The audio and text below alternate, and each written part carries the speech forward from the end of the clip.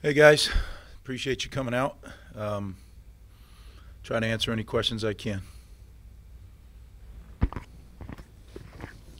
Gavin, did he report in yesterday, and can you just talk about your plan for him this week? Yeah, he did. He and his family got into town last night. He's going through all the onboarding right now as far as physical, and he's done all the stuff for school. So he'll start classes tomorrow. I know there's an acclimation period, right? Did he practice last night, and can he practice this week? He can practice this week. He did not practice last night. Yeah, and just in general, like, this is a young man who played in a high school game 3 nights ago, right? So I'm taking it really slow. Get him going. People forget just because they're a great player, they're still a young person that's going away from home for the first time, and he's got to move into a dorm and do all that good stuff. So we'll give him a chance to get his feet on the ground here before I worry too much about any of the practice or that kind of stuff. I'm sure he'll want to. That's what football players like to do, get out there and play football. So we'll get to that as soon as we can. Will he go to Syracuse with you guys, or you probably haven't determined that yet? Haven't really even made that decision. Let me see what I'm not sure if we can get him acclimated in time to do that, but and I don't know if you're allowed to travel. I haven't even looked at that yet, but we'll figure it all out. What kind of learning curve is this for the coaching staff? Because obviously this is such a new situation. So what is this like for you guys trying to figure out how to navigate this process? Well, it definitely is a new situation, right? He's the second player in, I think, the history of football, college football, to do it. So, look, it's, as I said, I don't know where I was here. I forget. I've talked so much, but college sports is changing, right? So you need to adapt, and we're doing our best to do that. He wanted to do this, as he and his family, and there's an avenue to do it. So we helped them, navigate that avenue. But it was his hard work that got it done, and now we just, now he's a member of the team like every other member of the team. I'll ask you about Syracuse after this, but That's right. 9/11, 20-year anniversary. What do you remember about that? I think you guys were preparing to play California, practice that day, and then the Big East canceled it. You were a North Jersey guy, probably knew some people. What do you just remember? What stands out? Yeah, I remember it like yesterday. I was at the board, on the board drawing. We're game planning 3rd down for Cal, and it was one of the assistants outside came in and said a small commuter plane just flew into one of the towers. I said, "Oh man, everybody!" And then whatever it was, minutes later, they came back as no commuter plane. And then, as everybody, it was a scramble. We had coaches who had family members and wives that were working in the city. We had some players. We actually had 2 players whose moms were supposed to be in the towers that day, and thank God they weren't.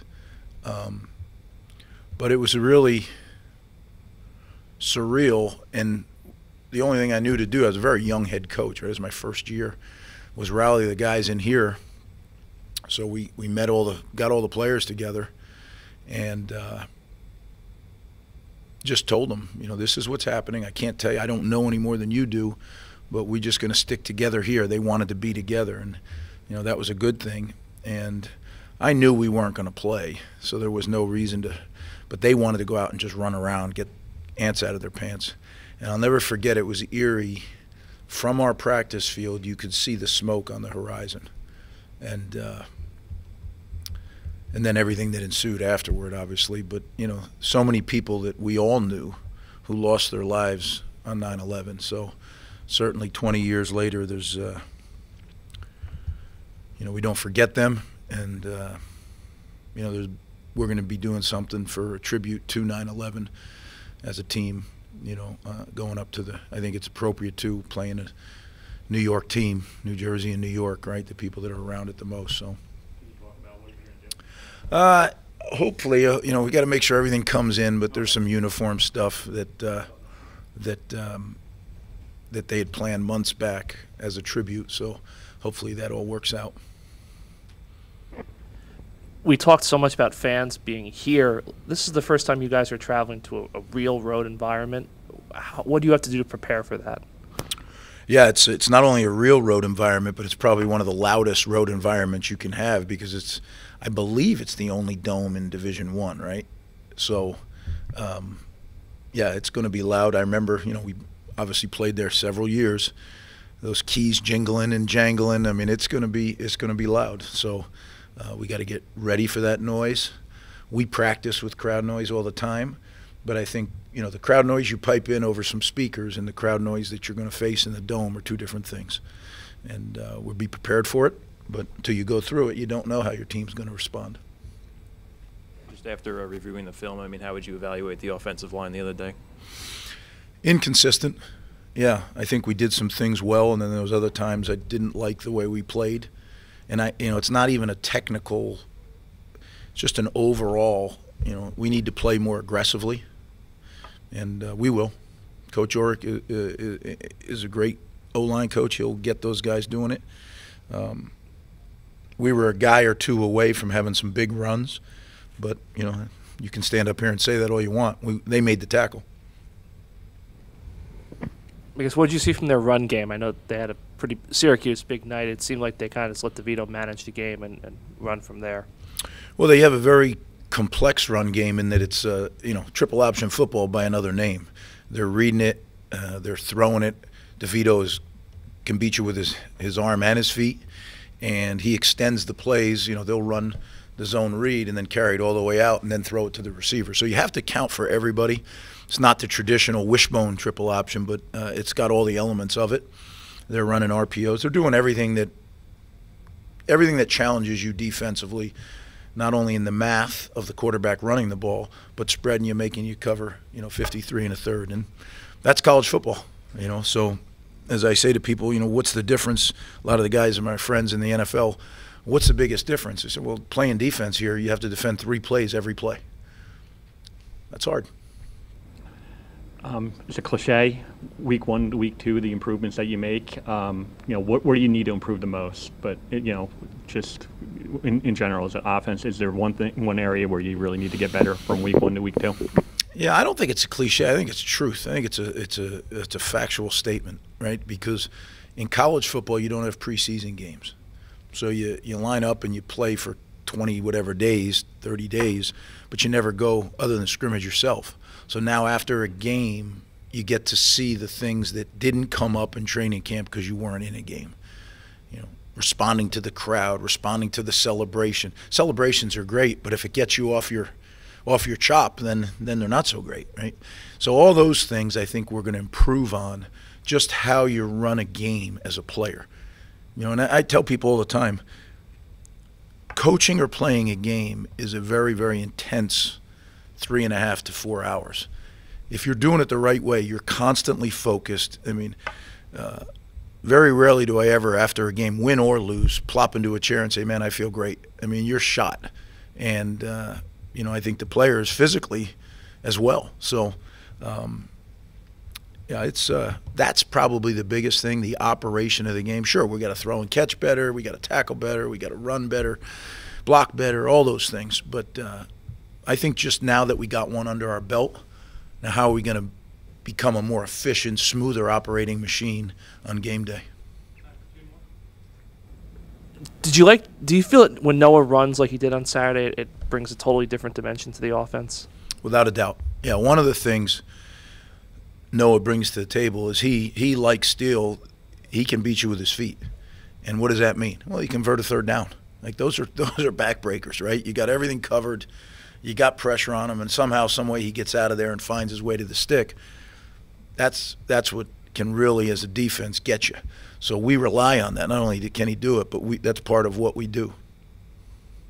Backfield by committee, we kind of talked about. I think you initially said during camp that you thought Isaiah was going to get a good deal amount, but did Kyle earn some more? I think last year you had 3 guys who behind Isaiah who got a piece of the pie, so to speak. Did Kyle earn more, and is that kind of like you want to do more of a backfield by committee throughout the year? I think every game takes on a personality of its own. I'm really pleased, as I said Saturday, that we have a really good running back room, and not only by a talent standpoint, but a togetherness. Their main thing they want to do, they want to win games, and I'm not sure how this game will go compared to last game. Kyle did play well, but so did Aaron, and I thought Pop played well. Isaiah is our starting tailback. That's the way it is, and he is the guy that I want to see carry the ball. I think he gets stronger and stronger. There were some things they were doing defensively Saturday that weren't revolutionary, but that gave us a little bit of a problem. So I hope that we can get Pop going. But these guys are the same. I mean, they have an unusual. They run that, a 3-3-5 type deal, but it's unusual. They get into it and out of it different ways. So we have a lot of work to do. And as I told the team, there's one Tuesday, there's one Wednesday, and there's one Thursday. That's it. And then we get on a plane and got to go play. So there's not, as you do that first game, have an extra day to get ready. An extra Tuesday, an extra Wednesday, an extra Thursday. So in an unusual defense, we have 3 days to get ready for it. That'll be a challenge. Just with Johnnie Lang in the game that he had the other day, I mean, what have you seen from him as he's continued to evolve and improve in this multi-positional role that he's playing right now? Yeah, well, I think what you saw out of Johnny is he played more traditional offense as a tight end or an H-back. And, that's something that we had talked about. And the more he can do that, he's a really good athlete as well as being a good football player. So there's so much that he can do. The one pass he catches going down towards the goal line. So we're going to keep working him in there along with our other tight ends, and it gives us the opportunity to go more multiple tight end sets, which we like to do.